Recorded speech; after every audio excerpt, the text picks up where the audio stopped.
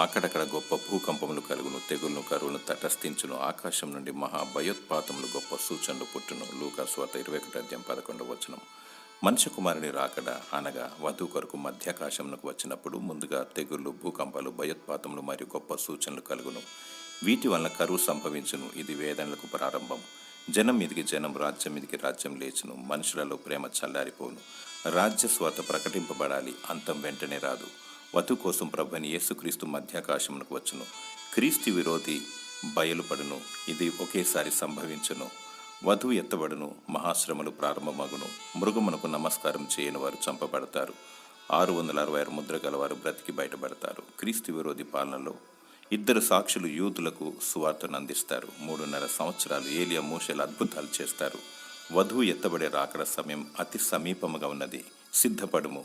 దేవుడు తన కృప ద్వారా నిన్ను కరుణించునుగాక. ఆమేన్.